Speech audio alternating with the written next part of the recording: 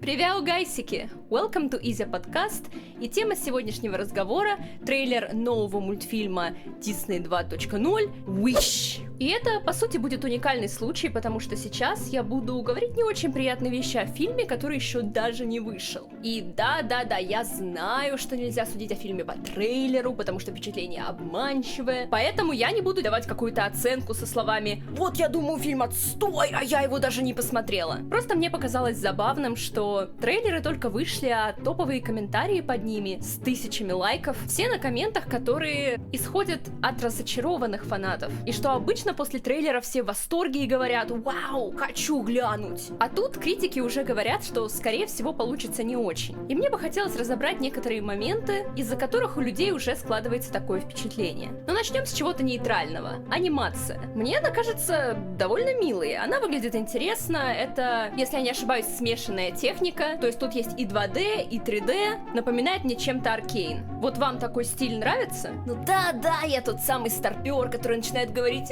верните мне мою 2D анимацию. Я действительно считаю, что полный переход на 3D это ошибка. И мне бы хотелось увидеть какой-нибудь полноценный новый 2D мультфильм от солидной студии. Я уже видела всякие заголовки по типу «Это мультфильм, которого мы ждали 12 лет с 2011 года, потому что это будет 2D». Нет, это не 2D. Поэтому это уже, либо ложный маркетинг, либо просто журналисты раздувают сенсацию, чтобы привлечь внимание, но, к сожалению, это все-таки смешанная техника. И лично мне кажется грустным, что сейчас 2D-анимация полностью перешла в домен анимации для взрослых. И мне бы хотелось, чтобы полноценные 2D-мультфильмы для всей семьи все равно продолжали выпускаться. Ну, как говорится, анимация — это не главное. Главное — содержание, тем более мой любимый мультфильм сам в 3D выполнен. Поэтому это я не считаю минусом. А вот теперь сюжет и злодей. Вот тут и начинается самое интересное. Судя по синопсису, сюжет будет разворачиваться вокруг вымышленного сказочного королевства, где есть король с волшебной силой, а-ля Джин, только мужик. Тот самый, который из качалки и баньки вышел и надел таки на себя корону. И он может исполнять желания жителей, они его за это любят. Но вот так не задача, он исполняет не все желания, а только выборочно отбирает какие-то. И вот эта девушка такая: «О нет! Как ты мог? Все желания важны!» И в этом уже большая проблема, потому что я не знаю, как они выкрутятся отсюда, но люди уже пишут: «И чё такого? И в чем он не прав?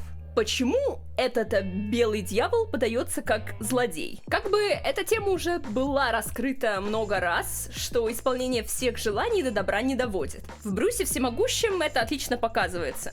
Исполняешь желания всех людей, начинается хаос, разруха. В общем, это плохо. Как минимум потому, что у многих людей есть одно и то же желание, а места ограничены. То есть есть два человека, которые могут пожелать стать королем. Или чтобы именно в них влюбилась какая-то девушка. Ну и так далее. И, естественно, есть желания, которые только вредят. То есть те, которые человек сказал сгоряча или со злым умыслом. И если все их разом исполнить, то королевству будет несладко. Я не знаю, может быть, в этом мультфильме они как-то красиво выйдут именно на эту мораль, но по трейлерам этого, к сожалению, не видно. И они кичатся тем, что наконец-то после всех этих психологических драм у нас настоящий злодей. Вот это да! Как бы хорошее достижение, но с другой стороны, опять же, у меня впечатление скорее противоречивое. Не знаю, спойлер это или нет, просто теория увидела в комментариях, что на самом деле может быть королева-злодей. Ну, посмотрим. Но, в принципе, этот сюжет отражает западную политику идеально. Если у тебя есть какое-то желание, твое личное желание, то твое желание важно, ты как личность важен, неважно, о чем ты желаешь. Если тебе кто-то говорит «нет, нельзя», этот человек злодей, ты его должен свергнуть, точка. Далее главная героиня, и вот тут мы подходим к новой внезапной проблеме Диснея, которая называется Disney's Adorkable Problem. Это когда все последние главные герои, начиная, наверное, с Рапунцель, какие-то идентичные, как будто они клоны.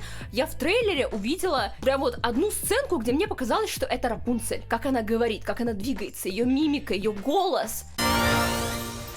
It's a dead end.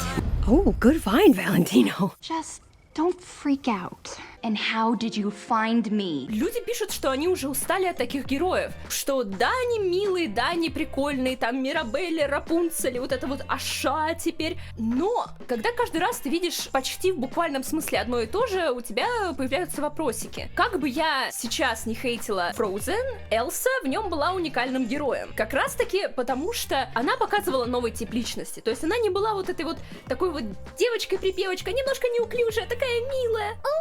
Она была другой. И я думаю, что это зацепило многих людей. Мне нравится Анна. Я считаю, что Анна прекрасный персонаж. Но на фоне как раз-таки Эльзы она теряется. Несправедливо теряется, но все же. Мы видим, что у этой девочки у нее уже есть 2 сайдкикс. Это вот этот вот кабан, то есть козел, я не знаю, который меня уже по трейлеру успел задолбать. I'm talking, I am talking. My butt found it. Заткни, ебало. И вот эта звезда, звонили Винкс, просили вернуть им вот эту вот звездочку, Космикс, все дела. И в Винкс подобные персонажи появились уже когда сериал давно скатился. Здесь Дисней говорит, что мы наоборот поднялись. Номер 4. Естественно, опять же, судя по трейлеру, в этом фильме не будет какой-то любовной линии. То есть Дисней говорит, мы возвращаемся к истокам, мы делаем сказку вот прямо как раньше. Нет, это не прямо как раньше, будем честны. Тут я не удивляюсь, потому что, опять же, вот посмотрите на все первые мультфильмы Дисней. Почти в каждом из них была какая-то любовная линия, потому что это был незаменимый атрибут сказки. Как говорится, есть приключение, которое тебя ведет к чему? Правильно, к созданию семьи, к любви, гармонии. Сейчас эталоном считается быть свободной личностью, которая хочет свои желания продвинуть на первый план. И неважно, если из-за этого разрушится королевство, я. Ну и последнее, это, естественно, паразитирование на хитах прошлого. Тут это ощущается, может быть, не так сильно, но все равно я видела некоторые трейлеры, которые прям начинались с дудоса кадрами из классики Диснея. То есть, вот видите, это та самая студия, которая создала все эти хиты, шедевры, легенды, и вот у нас новая легенда. Мультфильм еще не вышел, а они уже ставят себя в один ряд с вот этими вот хитами и говорят, что вот, если вам понравилось это, то на это вы тоже должны обязательно сходить. Я помню, в «Зачарованной» был вот этот вот фичерет, где они показывали, какие омажи делала «Зачарованная» на классику Диснея. Это выглядело уместно, как минимум потому, что «Зачарованная» — это пародия. Пародия Диснея на самих себя, на свои там какие-то клише, повороты. Тут это просто выглядит уже как сразу маркетинговый ход тебе в лицо. Но!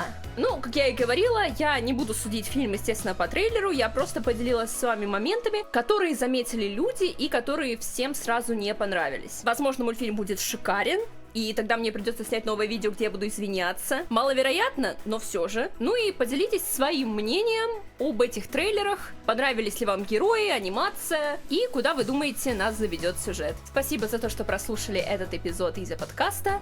До новых встреч!